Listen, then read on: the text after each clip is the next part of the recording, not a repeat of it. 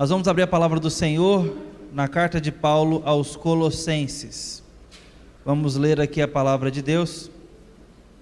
Convido você a abrir no capítulo 1, Colossenses capítulo 1, versículos 21 a 23. Assim diz a palavra do Senhor aqui. E a vós outros também, perdão irmãos, nós vamos ler a partir do verso 20, desculpem. Colossenses 1, versículos 20 a 23.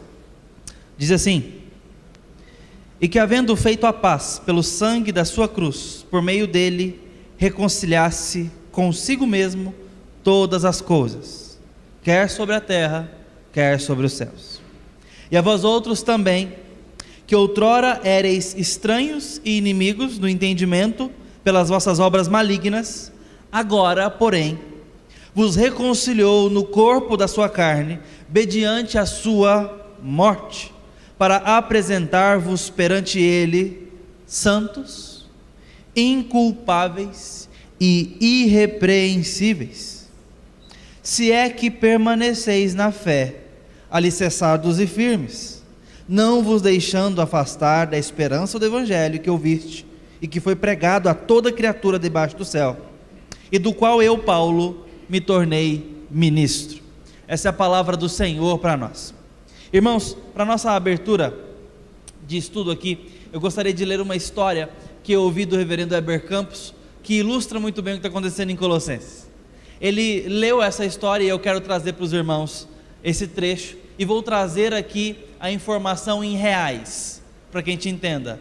É um tempo monárquico, com uma moeda tal, mas para não ficar longe da nossa compreensão e atualização, eu vou converter para reais, numa equivalência, para que a gente entenda essa historinha, que é fictícia, mas que tem algo para nos ensinar aqui, a partir do que Paulo está falando aos Colossenses. Diz assim: é a história de um homem que, por conta de má conduta e uma desorganização financeira, começou a tomar empréstimos com quem não devia e de forma que não devia, e acumulou uma dívida milionária por conta dos juros e de toda a moeda rolando, e ele não conseguindo honrar nenhuma dessas dívidas. No final das contas, ele perdeu tudo que tinha e acumulou uma dívida de cerca de 4 milhões de reais. Só um detalhe, estamos falando de um homem pobre, ok? Um certo dia então, os seus credores se reuniram na corte do rei e exigiram então um saldo dessa dívida, uma quitação, e ele foi levado à corte, e ali a lei era seca e dura: ou ele paga a dívida, ou ele vai para a pena de morte. Essa era a situação, e assim foi definido pelo rei. A palavra do rei agora tem que ser honrada, é uma questão de lei, de honra da lei e de justiça. 4 milhões de reais ou morte. Como eu disse, se tratava de um homem pobre, e muito pobre, e não apenas pobre, mas que já tinha perdido tudo que tinha, lidando muito mal com essa dívida e com seus credores. Mas o rei ficou compadecido da situação e resolveu, dos próprios bolsos, ou melhor, do dinheiro da coroa, decidiu tirar e pagar do seu dinheiro 2 milhões desses 4 milhões, 50% saldado, quitados, mas ainda restavam 2 milhões, e aquele homem não tinha dinheiro nenhum para pagar aquilo ali. A benevolência do rei foi grande demais, irmãos, mas não suficiente. Então, posteriormente, a própria rainha, vendo que a morte estava chegando para aquele rapaz, decidiu doar ela mesma 1 milhão de reais, e aquela dívida agora passou a apenas 1 milhão. De 4 impossíveis milhões, agora apenas 1/4 da dívida, 1 milhão. Mas, meus irmãos, eu não sei para vocês, mas 1 milhão é grande para mim. E para aquele homem então, que tinha perdido tudo, era muito dinheiro. 1 milhão ainda era a sentença de morte. Então, depois dessa comoção do rei, da rainha, os nobres começaram a tirar do seu dinheiro, das suas reservas, e acumularam dinheiro para doar àquele homem, e conseguiram conseguiram juntar para doar aquele homem 900 mil reais. Faltava agora apenas 100 mil. Apenas 100 mil, de uma dívida de 4 milhões. Apenas 100 mil. Mas ainda eram 100 mil reais. Aquele homem não tinha dinheiro algum. Então, as famílias simples, trabalhadores, gente pobre também, começou a pegar das suas economias, pequenas economias, e tentar juntar um dinheiro para esse homem, juntar alguma coisa para dar para aquele homem. Mas a morte ainda era certa, e as pessoas então, juntando esse dinheiro para tentar livrar ele, conseguiram juntar 99 mil reais. Pronto. Agora só falta quanto? Você que é bom de geografia, desculpa, matemática. 1.000 reais. Ufa, né? E ele disse então: gente, eu não tenho dinheiro, eu não tenho 1.000 reais. Mas você não tem 1.000 reais, você vai morrer. Eu não tenho 1.000 reais, não tem de onde tirar mais. Faltava 1.000 reais, e aquele era o dia da condenação. As horas estavam passando, e as pessoas estavam incrédulas, porque aquilo já virou a comoção da cidade. Todos fizeram o que podiam para livrar aquele homem da morte, inclusive o rei. Começaram a bater as mãos nos bolsos: gente, a gente tem que levantar 1.000 reais. E tiraram ali alguns botões de camisa, um clipe, uma nota de 2 reais, de 10 aqui, de 20 ali, de 50 ali, e foram passando o chapéu e reuniram. Desses 1.000 reais, conseguiram chegar ao ponto de juntar para aquele homem 990 reais. Faltava 10 reais. E chegou o momento da acusação, todos comovidos. Mas o rei tinha que honrar a lei, senão tudo ia por água abaixo, a justiça ficaria maculada, e o veredito seria dado. E aquele homem, num ímpeto de espanto, diz: espera, espera. E tirou uma nota de 10 reais amassadinha num bolso velho. Eu tenho 10 reais. Ele mesmo, o condenado. E ele então contou com o reino veio abaixo, o pessoal aplaudia aquilo ali, era a final de Copa do Mundo. Uma vida foi salva. O homem tinha uma nota de 10 reais amassada no bolso, esqueceu que tinha. Talvez em outro momento não fizesse tanto sucesso, mas naquele momento, irmãos, uma nota de 10 reais nunca fez tanto sucesso, nunca valeu tanto. Uma nota amassada de 10 reais num bolso velho. E todos celebraram, e certamente o rei abaixou aquele martelo aliviado, porque aquele homem tinha esses 10 reais. 4 milhões praticamente foram levantados, mas faltou 10 reais. E aqueles 10 reais tomaram a glória do todo o resto, não é verdade?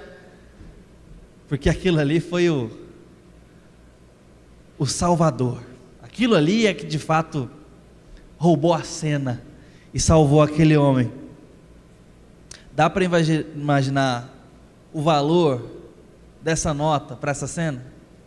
É muito mais que 10 reais, não é não? Comprou a vida dele, comprou a manutenção da vida dele. Essa história é fictícia, mas ela tem algo a nos ensinar sobre a igreja de Colossos e sobre a nossa cristologia. Há certas coisas que, se nós fizermos, roubam 99,99 do que Cristo fez, se nós acharmos que estamos fazendo 1%. Há certos assuntos que a nossa participação, por menor que seja, mancha aquilo que deveria ser atribuído apenas a Cristo. Perceba como que uma pequena contribuição pode roubar a glória de 99% de esforço de outro. Isso estava acontecendo em Colossos. As pessoas criam em Cristo? Sim. Entendiam que Ele era Salvador? Sim. Só não entendiam que Ele bastava. E portanto estavam buscando proteção em culto a anjos, no judaísmo antigo, em outras crendices populares e nas filosofias dos dias. Cristo era crido, mas não somente Cristo. Eles amavam a Cristo, talvez amavam a Cristo mais do que outras coisas, mas não amavam apenas a Cristo. Amavam concorrentes de Cristo. Amavam a Cristo a ponto de dizer: Cristo nos proteja, mas também buscavam proteção em outros. Isso estava acontecendo com a igreja colossense. Portanto, Paulo vem os ensinar à distância, por uma correspondência. Paulo está preso e recebe um pedido de ajuda do plantador daquela igreja, pastor, o Epáfras. Paulo, me ajuda, a minha igreja está com problemas de teologia, estão se entregando a heresias e a práticas mundanas, misturando as religiões. Crê em Cristo, mas guarda a semente de romã na carteira. Crê em Cristo, mas pula 7 ondas na virada do ano. Crê em Cristo, mas tem uma fezinha. Crê em Cristo e mais outras coisas e crendices populares. Crê em Cristo, mas é supersticioso. Crê no Senhor Jesus Cristo, mas acha que pode cooperar com a salvação. Crê em Cristo, mas não entende que Ele é suficiente. Eu creio em Cristo Jesus, mas ai de mim se não deixar a Bíblia aberta no Salmo 91 na porta de casa. Eu creio no nosso Senhor Jesus Cristo, mas se eu não colocar uma vasilha com sal grosso e dente de alho no meu comércio, como é que fica? O olho gordo? Meus irmãos, eu não sei de cada um de nós. Estou falando aqui genericamente da nossa cultura brasileira. Isso era o que o povo de Colossenses estava vivendo. Às vezes a gente não descrê em Cristo, a gente só não acha que Ele é suficiente, que Ele basta. Quero levar vocês de volta à Reforma Protestante, mais de 500 anos atrás. Estava no início, até certo ponto em que Martinho Lutero arrumou de escrever 95 teses para fixá-las na porta de Wittenberg. Muita gente acha que ele estava querendo propor uma revolução ali. Não, irmãos, aquilo era uma prática super comum, era assim que a gente chamava as pessoas ao debate, no mundo antigo medieval. A gente ia para a praça pública, no centro da cidade, e colocava as teses expostas para iniciar um diálogo acerca daquilo. Ou de protesto, como era o caso, de revolta, ou, de certa forma, de diálogo. Era uma forma de chamar as pessoas à reflexão. Virou uma revolução? Virou. O mundo religioso cristão foi colocado de cabeça para o ar, de pernas para o ar, perdão. E era muito necessário que isso acontecesse. Louvado seja o Senhor, porque isso aconteceu naquela época.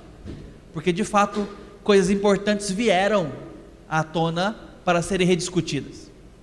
Mas Lutero estava chamando a igreja a que repensasse, e as pessoas que passavam por ali, para que refletissem sobre a suficiência de Cristo, porque um dos pontos centrais das 95 teses de Lutero era quanto ao pagamento de indulgência, e o pagamento de indulgência era uma prática que estava dentro do escopo da penitência, tem a ver com a doutrina da penitência.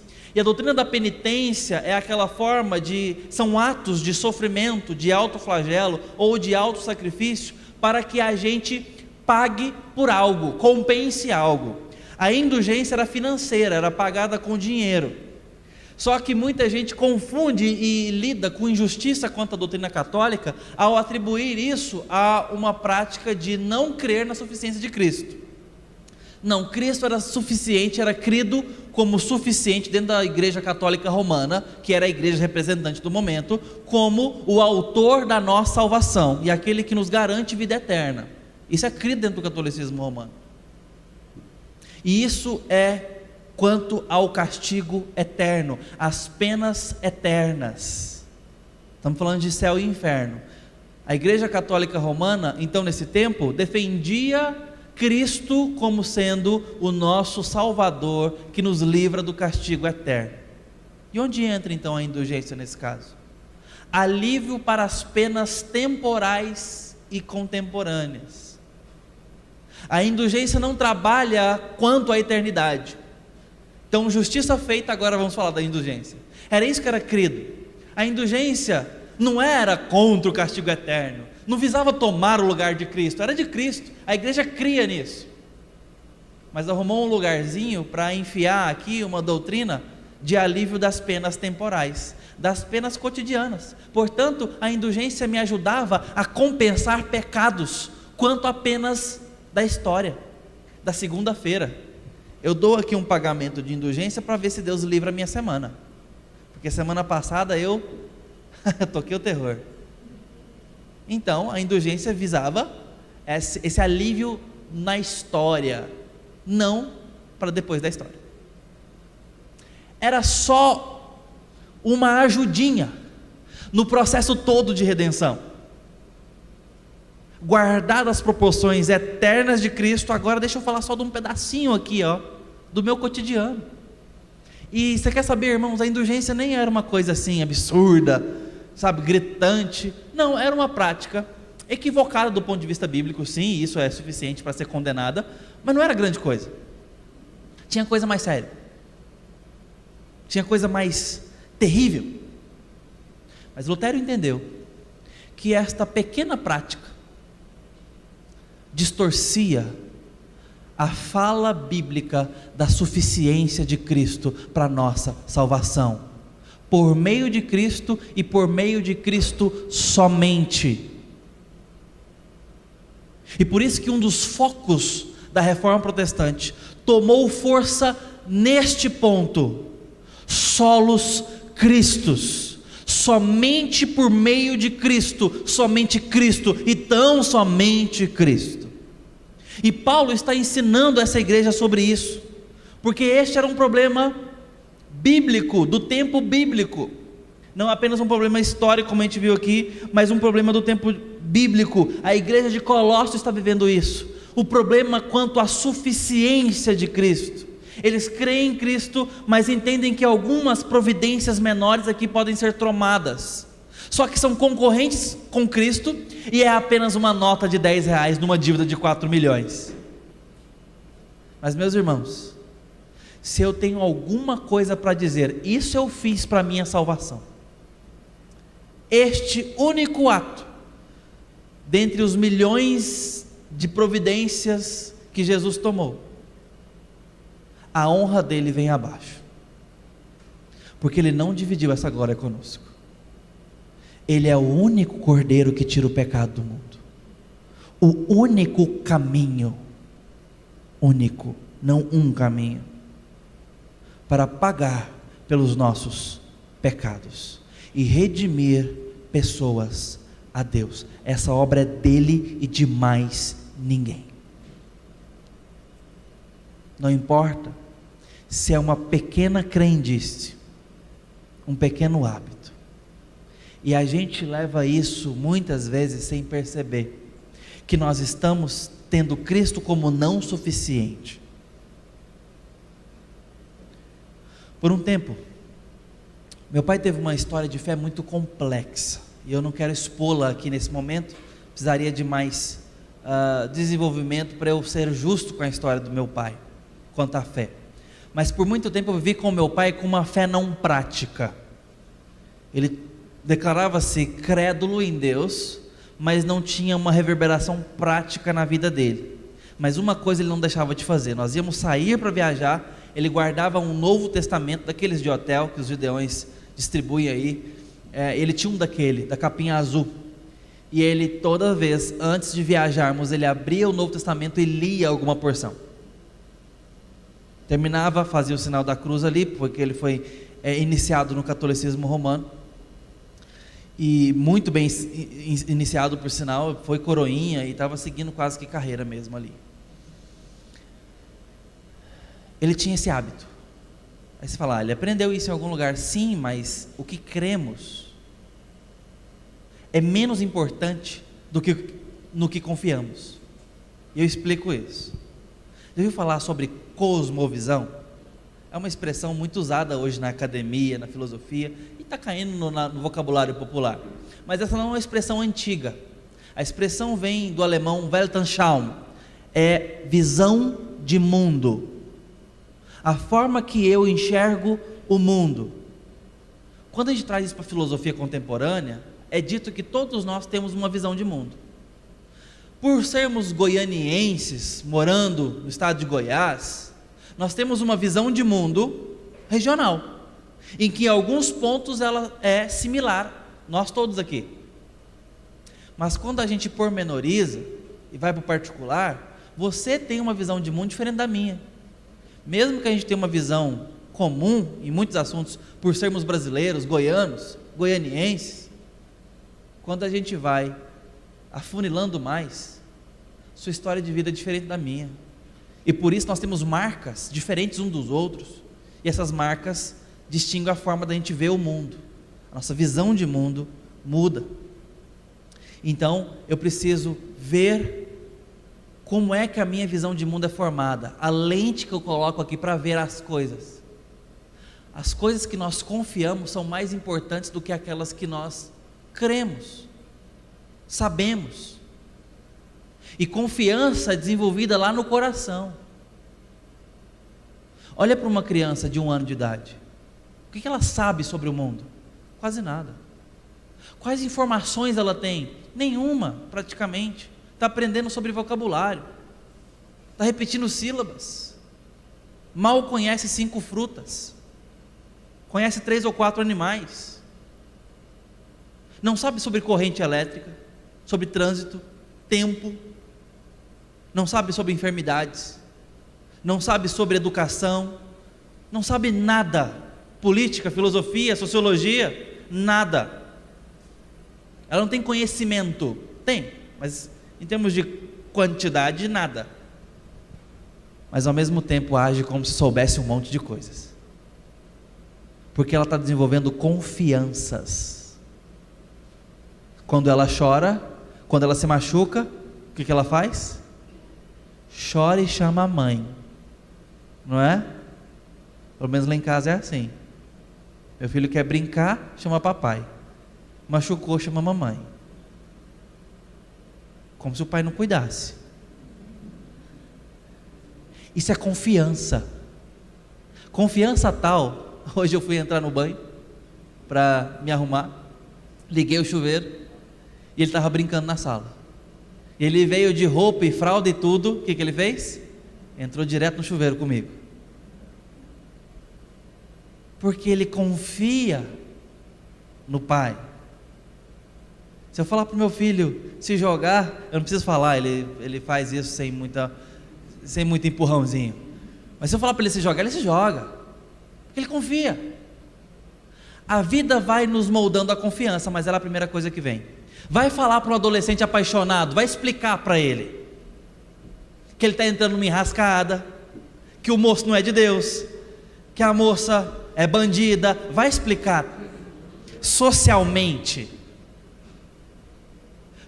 Vai, mãe, pega o perfil da dita cuja aí, que está flertando com seu filho, pega o perfil do Instagram dela, vai analisar as fotos, vai analisar a publicação do macho que está aproximando da sua filha, vai ver, senta com ela, fala, vamos abrir aqui, abre um computador que a tela é maior, que a mamãe já não está enxergando bem, abre aqui, bem grandão, vamos ver as fotos, vamos ver as legendas, vamos ver, filha, o que ele anda curtindo por aí.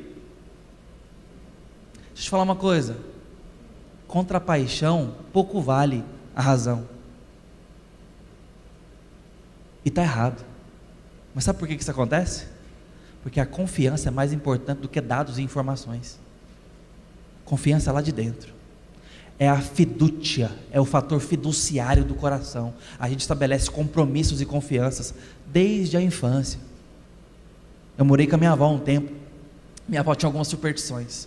De repente caía um garfo na cozinha, um talher. E ela falava, agora eu não estou lembrado muito bem se era com garfo e colher, se era garfo e faca. Sei que ela falava assim, caiu um garfo ou não sei o que. Foi, vó, foi um garfo. Ah, então vai chegar uma visita homem aqui em casa hoje. E eu passava o dia olhando para a porta. Eita, eita. Não lembro o resultado, confesso, ou eu me distraí, mas eu não lembro. Outra coisa, caiu um copo de requeijão que estava usando para beber água. Pum, despedaçou no chão. Minha avó não hesitava em passar a mão na primeira louça que ela visse, por mais cara que fosse, e jogar em cima. Pá. Porque senão dava azar. Vovó, o azar é quebrar 2 louças, vovó. Mas não tinha diálogo, não tinha conversa ali. Era isso por quê? Informação, irmãos? Não. Coração. Confiança. Ela aprendeu a confiar nisso. E assim vão crendices e religiões. Tem religiões em Goiânia, aqui em Goiânia, que você, se entrar num culto, você vai sair com sal grosso, vai falar para trazer a camisa do seu marido com 7 nós, não sei se é para amarrar ele, o que é, deve ser alguma coisa do tipo. Por quê? Eu preciso instrumentalizar a minha fé, porque eu não confio apenas no texto, eu preciso dar concretude, eu preciso pegar. Não é assim que goiano compra as coisas? Vê as coisas? Olha o celular que eu comprei, ó nada, deixa eu ver, tem que pegar na mão, não é? A gente é assim, nós precisamos de concretude, e empurramos isso para teologia, e empurramos para a fé, e empurramos para o mérito que só merece Senhor Jesus Cristo. Colocamos símbolos, pequenas atitudes, pequenos atos, como que colaborando com a salvação, que Ele não deixou espaço para colaborarmos. É um problema de Colossos, e esse problema Paulo está resolvendo aqui. Aqueles irmãos não entendiam Cristo como suficiente, começaram a arrumar auxílios. Eu estou fraco na fé, e aí começava a ver o quê? Arrumar muletas na fé. Quando eu faço o sinal da cruz, isso me dá uma informação de que eu cumpri algum dever. Quando eu peregrino daqui para a Trindade, eu cumpri a minha parte. Agora eu mereço receber alguma coisa. Quando eu faço essa ação, essa atitude, agora eu mereço. Tem muita gente que ainda acha que o dízimo é com base nisso.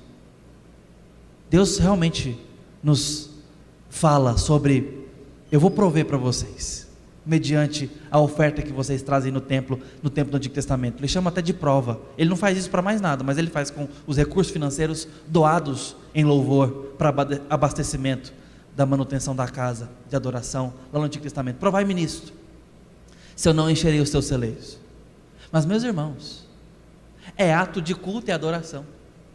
Deus trata isso como ato de culto e adoração, e de serviço ao órfão e à viúva, que representavam os mais necessitados, ao alcance do povo de Deus, ou no meio do povo de Deus. Tem muita gente que acha, porque trouxe ofertas e dízimos, agora Deus tem algum débito com você. Tem muita gente que acha que porque veio à igreja, Deus agora tem algum compromisso contigo, por conta disso, do que você fez. E para isso é preciso repetir: não foram vocês que me amaram primeiro, eu vos amei primeiro. Eu te salvei antes da fundação do mundo, te elegi antes da fundação do mundo, para te salvar, te santificar, e preparei boas obras para que você andasse nelas, disse Paulo aos Efésios. Nossa obediência é por causa de Cristo, é porque Ele preparou a obediência para a gente pisar. Pisa aqui, ó, e quando a gente obedece, a gente pisa nesse lugar que Ele preparou. Boas obras para que andássemos nela. Isso também é um problema dos nossos dias.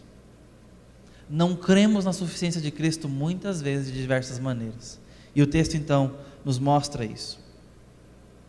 Paulo mostra que nós temos idolatrias. Em outros textos auxiliares você percebe que o nosso coração é tendente à idolatria. Não achando Cristo suficiente, temos um problema horizontal, com as pessoas e com as coisas. Tem pessoas que nós entendemos que não podemos viver sem, e que quando estamos com um problema fazemos de tudo, inclusive sacrifícios para reatarmos, que não pensamos na possibilidade de estar longe dessa pessoa, e usamos isso como um vínculo de dependência, e conseguimos nos incomodar muito mais pela ausência de certas pessoas do que nossa distância de Cristo. Não conseguimos passar tempo sem falar com alguma pessoa que amamos demais, mas conseguimos passar tempos e tempos sem a companhia de oração do nosso Senhor Jesus. Isso revela um desequilíbrio dos nossos afetos naquele posto que só Jesus merece. Isso também revela uma insuficiência nossa com relação a Cristo, uma insuficiência de Cristo com relação a Deus. Quando eu, pecando, entendo que eu preciso fazer algumas coisas para compensar. Então, semana passada eu fui muito cruel, eu fui de alma perversa. Essa semana então eu procuro ser melhor. Está errado? Não, está certo, tem que procurar melhorar mesmo. O problema é quando eu atrelo esta providência pessoal como se agora Deus me aceita de volta. Se você ainda tem essa relação comercial com Deus, eu quero te dizer que você não está lidando com Deus das Escrituras. Deus é santo e sério, mas Ele não trata você diferentemente do que Ele garantiu para você. O que Ele garantiu, pastor? Ele te adotou, e a relação dele com você é de pai para filho. Você não retoma o lugar de filho porque você perdeu semana passada. Poderia até entrar no mérito aqui de perder a salvação. Aí, meus irmãos, nós já estamos chutando a cruz. Se você acha que a sua salvação depende da sua performance espiritual, você não é diferente daqueles que cuspiram no rosto de Cristo quando Ele estava caminhando para o Calvário. É isso que estamos fazendo. Nós estamos dizendo: não vale nada o que você está fazendo conosco. Não, pastor, misericórdia, não estou falando isso não. Então vamos ler o texto. Versículo 21. E a vós outros também, que outrora éreis estranhos e inimigo no entendimento de vossas obras malignas. Paulo falou no versículo 20 de uma redenção cósmica de todo o cosmos e universo. Que Cristo não está reconciliando apenas o habitante, mas também o habitat, não apenas a pessoa, mas o seu lugar de morada. Versículo 20 fala sobre que a obra de Cristo, o seu sacrifício na cruz, tem a ver com uma redenção cósmica, com uma redenção da natureza, do universo. Cristo está trabalhando no que criou, e nós vamos engrossar a nossa teologia, porque muitas vezes a matéria fica de fora da nossa teologia. Pensamos só na alma, vamos salvar algumas almas aí na evangelização. Não, irmãos, é corpo e alma, é céu e terra. Essa é a nossa escatologia, essa é a nossa soteriologia, ou seja, a nossa doutrina da salvação. Deus está trabalhando no homem integralmente, na mulher integralmente, matéria e espírito, corpo e alma. Ah, o corpo morre e apodrece e tudo mais. Sim, e o que vai acontecer quando Cristo voltar? Ressurreição dos corpos. Mas pastor, e os que foram cremados? Oh, meu irmão, você está falando com quem fez a matéria e soprou o fôlego de vida do barro. Não tente o Senhor Deus no seu grande poder e no trabalho de reconciliação que Ele está fazendo ao redimir matéria e espírito. Ele está tratando o habitante, mas também o habitat. E agora Paulo volta a atenção para o habitante do habitat, que está em redenção. E agora ele fala não apenas o cosmos, as coisas dos céus e da terra, mas também a vocês, igreja de Colossos, que estão aí namorando com outras possibilidades teológicas, que estão menosprezando Cristo, crendo nele só mais ou menos. Ele está redimindo vocês. Agora ele vai falar, sabe do quê? De quem nós éramos e onde estávamos. Às vezes a gente precisa ter noção do perigo para a gente ter valor no livramento. Eu costumo dizer, quando eu vejo aí jovens, às vezes mulheres, homens, tanto faz, que são petulantes no trânsito. Não, eu tenho um pezinho pesado mesmo, principalmente quando estão começando a dirigir. Eu, com um coração pecaminoso, falo: precisa bater o carro. Porque você aprende a respeitar o trânsito, respeitar a vida das pessoas. Os irmãos se lembram, eu passei por um acidente agora há pouco. Um acidente bobo de faixa de pedestre. Bati na traseira de um carro, que bateu numa moto, que quebrou a perna do motociclista. Às vezes a gente não tem noção do risco que o trânsito traz. Mais letal que muitas doenças no mundo afora. E nós não tratamos com pavor como tratamos os vírus que estão por aí. O trânsito mata mais. E nós não respeitamos o trânsito como deveríamos. Às vezes nós precisamos ser expostos a certos perigos para poder respeitar os livramentos. Aí dizia, pastor, Deus me livrou de um acidente, o carro veio quase. Então, Deus tem te livrado todos os dias e você não sabe, dessa vez Ele te mostrou. Mas Deus está trabalhando o tempo todo por nós. Paulo está aqui nos lembrando de onde saímos para a gente valorizar o que Deus está dando. Porque a gente às vezes acostuma com a salvação. Parece que nasceu crente, negativo. Nasceu condenado ao inferno, eu e você. Condenados justamente, por justa causa, ao inferno eterno. Um lugar de tormentas e de sofrimento sem fim. Ô papinho indigesto, né? Mas essa é a verdade. Paulo quer nos lembrar onde estávamos. E olha o que ele diz: vós antes eram estranhos e inimigos. Estranhos tem a ver com alienados. Alienação, essa não é uma linguagem só da teologia. Alienação é usada por muitos aí, né? Você pega os grandes escritores aí, clássicos, você vai ver sobre alienação, grandes propostas acadêmicas. Deixa eu citar duas não crentes. Marx falava da alienação do homem com o labor do seu trabalho. O homem precisava ser reconciliado com o fruto do seu trabalho. E para ele a salvação ou a redenção seria, portanto, unir o trabalhador com o fruto do trabalho. E aí vocês sabem qual foi a proposta e tudo mais. E isso, a religião era completamente excluída desse processo, porque esse é o fim do homem: o trabalho, o labor do seu trabalho e o fruto. Em outras propostas acadêmicas, você pode citar Freud, por exemplo. Ele falava de uma alienação psíquica que nós tínhamos conosco mesmo, não reconciliados inclusive com a nossa história. Então, a psicanálise visa que você seja analisado com um pano de fundo da sua história, porque você está alienado de si. Então, há uma reconexão consigo mesmo e tudo mais. Ou seja, essa expressão de alienação, ela está presente por aí. A sociologia fala de alienação entre a sociedade, alienação da cultura e tudo mais. A alienação é isso, você está estranhando aquilo porque você não conhece.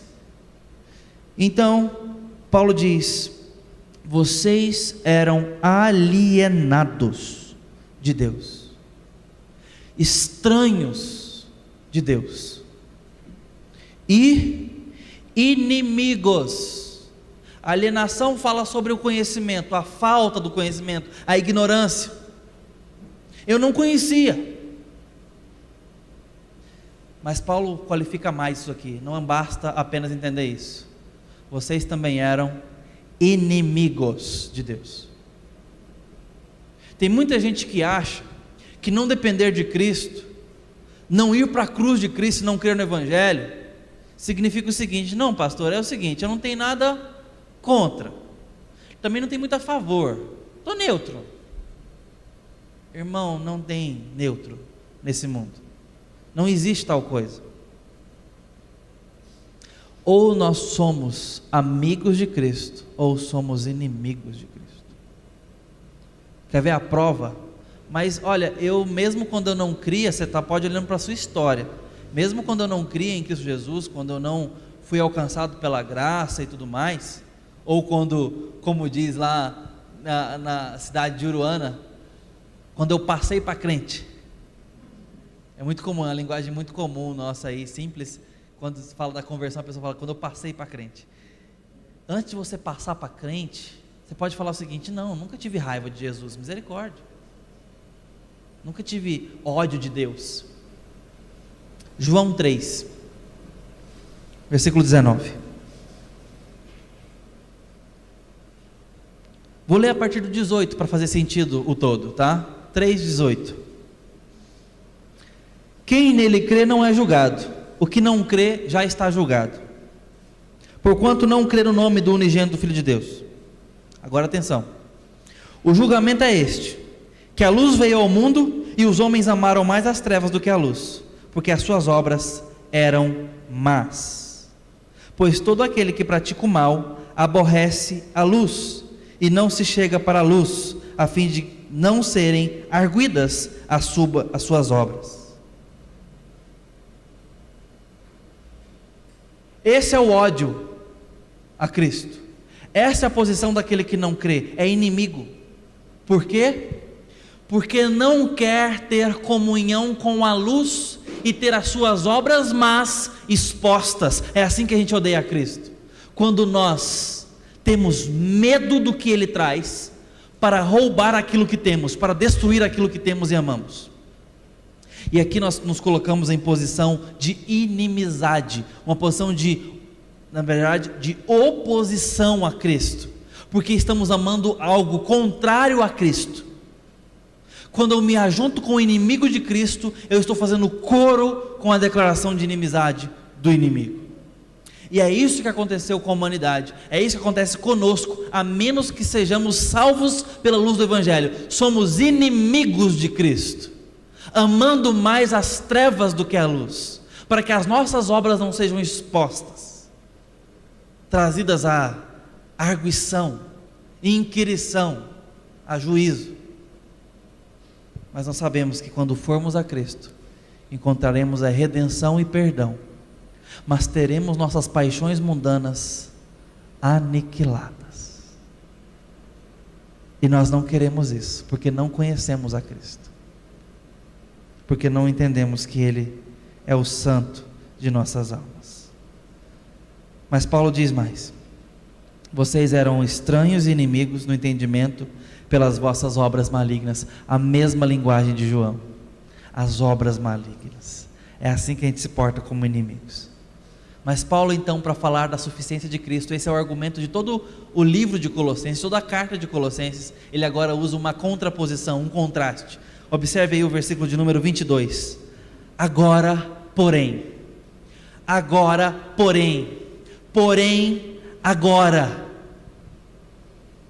vos reconciliou no corpo da sua carne, mediante a sua morte, para apresentar-vos perante Ele. Vocês eram inimigos, estavam estranhos, mas quanto à ignorância, à alienação, Cristo se revelou e se mostrou a vocês, te dando conhecimento de Deus. Vocês agora conhecem. E eram inimigos, mas Deus fez paz com Ele mesmo, quando nos deu Cristo Jesus. Cristo nos levou a ter paz com Deus, nos deu o Espírito Santo que pacifica a gente com Deus. Então agora nós não somos mais inimigos de Deus, nem somos mais alheios a Deus, fomos aproximados, somos amigos, somos filhos de Deus. Ele nos reconciliou. Agora Ele vos reconciliou no corpo da sua carne. Significa a morte e a morte de cruz. Cristo se derramou para que fôssemos salvos e reconciliados, e isto não tem a nossa colaboração, é obra de Cristo e Cristo somente, e só Ele recebe a glória dessa obra, e nós damos a Ele todo o louvor que conseguimos. Obrigado, Senhor Jesus, por me dar amizade com o Pai. Segunda carta aos Coríntios, final do capítulo 5, diz assim, versículo 18, 5:18. Ora, tudo provém de Deus, que nos reconciliou consigo mesmo por meio de Cristo e nos deu o ministério da reconciliação. A saber, que Deus estava em Cristo reconciliando consigo o mundo, não imputando aos homens as suas transgressões, e nos confiou a palavra de reconciliação. De sorte que somos embaixadores, por nosso intermédio, somos embaixadores em nome de Cristo, como se Deus exortasse por nosso intermédio. Em nome de Cristo, pois, rogamos que vos reconcilieis com Deus. Aquele que não conheceu o pecado, Ele o fez pecado por nós, para que nele fôssemos feitos justiça de Deus. Que texto maravilhoso sobre reconciliação, irmãos. Cristo estava reconciliando pessoas com o Pai, e não apenas consumando a reconciliação, porque nós estávamos separados e inimigos de Deus, mas também nos deu o ministério da reconciliação. Agora a gente abre a boca para falar para os inimigos de Deus se reconciliarem com Deus, e quando falamos é como se Deus falasse.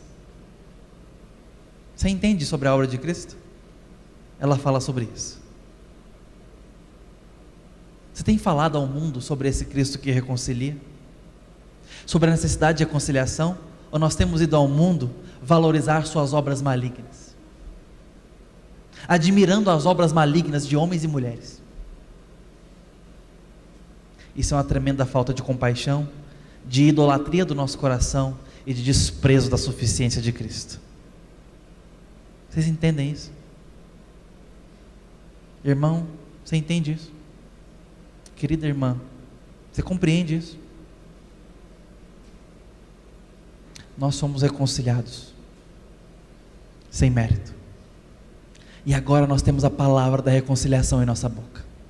E Paulo então diz: Ele fez isso na sua carne, mediante a sua morte, para apresentar-vos perante Ele, santos e irrepreensíveis, santos, inculpáveis e irrepreensíveis. Ele está fazendo isso por você, Ele está fazendo isso pela sua história, te santificando, anulando sua culpa e te tornando perante Ele irrepreensível. Pastor, mas eu sou tão repreensível, eu escorrego nos mesmos pecados há tanto tempo. Eu sei, eu também sou. Por isso eu preciso ler isso e entender que se não for Cristo, ai de mim. Se não for esta a providência, ai da minha história. Irmãos, isso não me torna libertino, isso me torna adorador. Eu adoro meu Deus pelo tamanho da obra dele, para me levar à presença do Pai, lavado, perdoado, santificado, coisa que eu jamais poderia fazer por mim mesmo. O que eu faço, portanto? Eu adoro, eu louvo, eu obedeço como resultado de tudo isso que Ele tem feito por mim. Mas o texto termina de uma forma surpreendente. Versículo 23. Se,